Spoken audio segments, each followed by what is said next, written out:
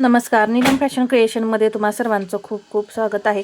आजच्या व्हिडिओमध्ये आपण ब्लाऊजला पायपिंग म्हणजेच गोट कसा करायचा हे पाहणार आहे। तर इथे पहा, मी खूप अशा महत्त्वाच्या टिप्स सांगणार आहे, त्यामुळे तुमची जी पायपिंग आहे ती पलटी वगैरे पडणार नाही। तर इथं पहा, मी 32 साईजचा कटोरी ब्लाऊज हा आहे तो स्टिच करून घेतला आहे, शोल्डर वगैरे जोडून घेतलेला आहे। तर तुम्ही फिनिशिंग पाहू शकता किती छान असं आलेलं आहे आपल्या ब्लाऊजला।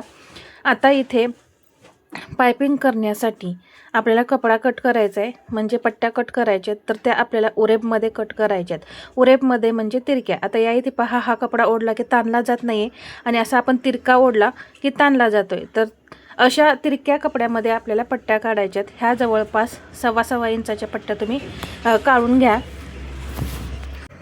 यामुळे काय होतं, तुमचा जो गोट आहे तो पलटी वगैरे पडत नाही आणि खूप छान असा तयार होतो। तर पहा, इथेही एक पट्टी 1.25 इंचाची आहे।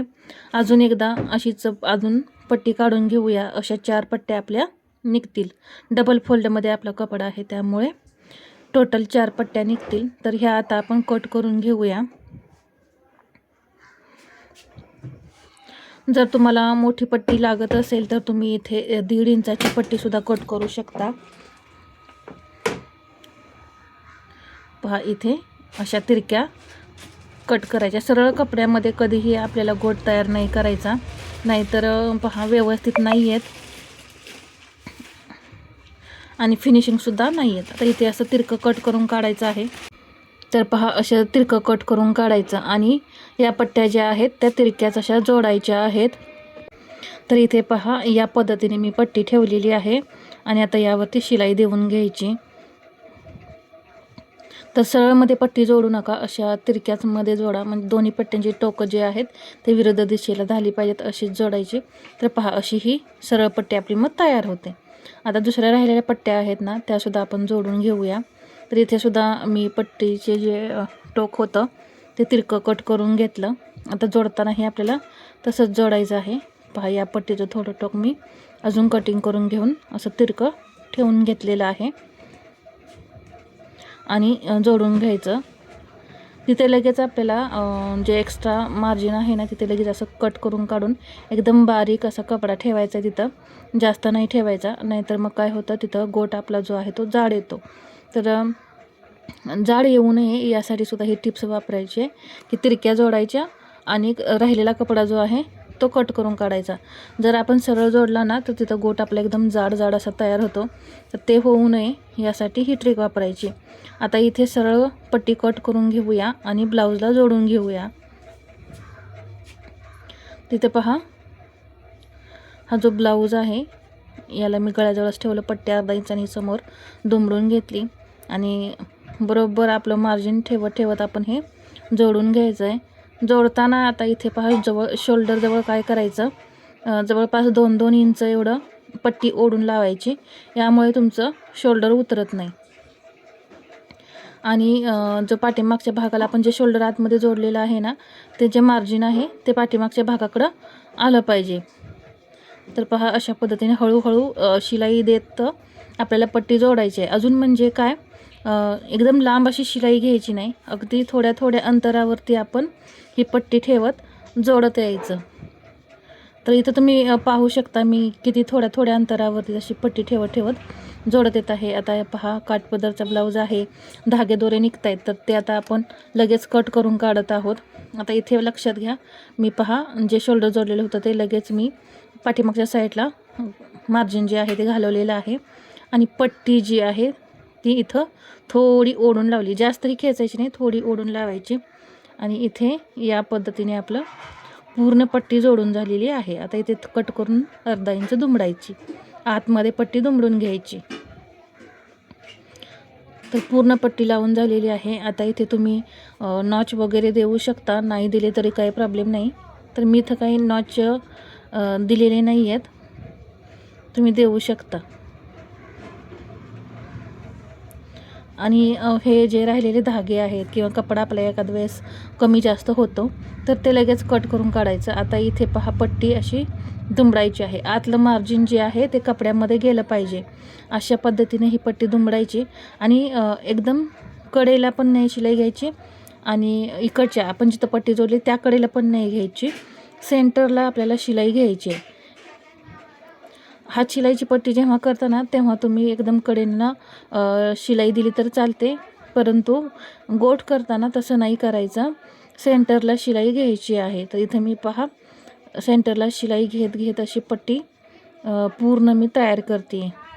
खूप छान अशी पायपिंग तयार होते आणि तुम्हाला मी दाखवणारच आहे, अजिबात पट्टी वगैरे पडणार नाही. 32 साईजचा ब्लाऊज आहे आणि गळाही खूप छोटा आहे, त्यामुळे पटकन अशी आपली पायपिंग तयार होते. गळा फक्त 8 इंचाचाच आहे. पूर्ण इथं मी शिलाई दिल्यानंतर आता पहा इथे हे जे कापड एक्स्ट्रा आहे ना ते कट करून काढायचं. तर आपण जिथं शिलाई मारली ना त्याच्या जवळून एकदम सावकाश असा हा कपडा कट करून काढायचा आहे, पट्टीचा जो शिल्लक राहिलेला आहे तो.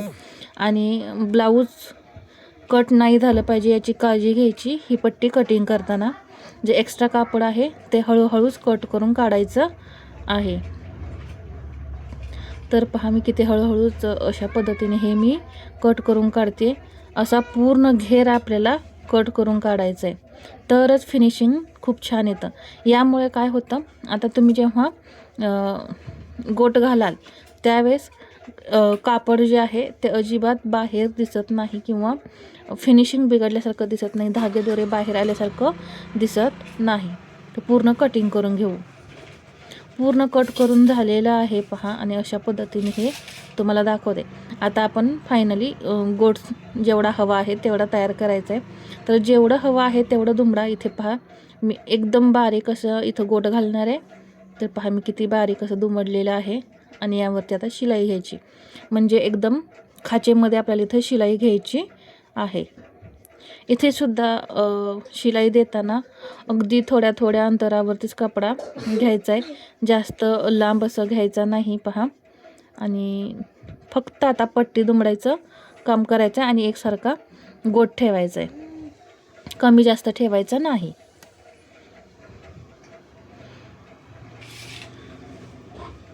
दोन्ही हाताचा वापर आपल्याला खूप छान पद्धतीने करायचा आहे पहा. अंगठ्याचा वापर करायचा व्यवस्थित.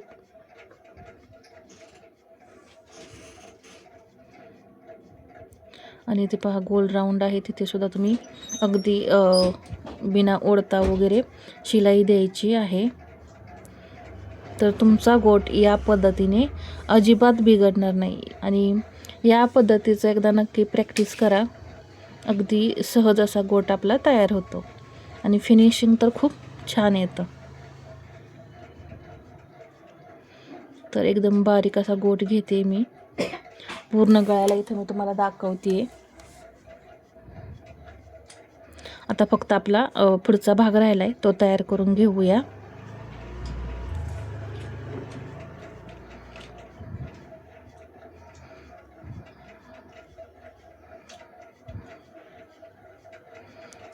तर इथं गळा आहे ना, इथं पण ओढायचं वगैरे नाही पहा. जेव्हा तुम्ही पायपिंग करताना गळा ओढताना त्यावेळेस काय होतं, तो भाग पसरला जातो, त्यामुळे सुद्धा तुमचं शोल्डर उतरतं. तर पायपिंग करताना ही काळजी घ्यायची, कोणताही पार्ट आपल्याला ओढायचा नाही.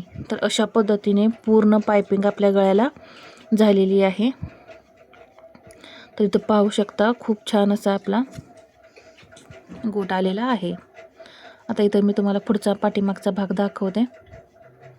पहा कुठेही तुम्हाला गोट पलटी वगैरे पडलेला दिसणार नाही. जसा गळा आहे त्याच पद्धतीचा तो राहणार आहे. पहा दोन्हीही पुढचे पार्ट मी तुम्हाला दाखवते. जसा गळा आहे तसंच ते राहणार आहे. यासाठी आपल्याला तिरक्या पट्ट्या काढायच्या आहेत आणि मी ज्या काही टिप्स सांगितल्यात त्या वापरून तुम्ही अगदी सहज असा गोट तयार करू शकता. तर हा व्हिडिओ आवडला असेल तर लाईक, शेअर आणि सबस्क्राईब करायला विसरू नका. धन्यवाद.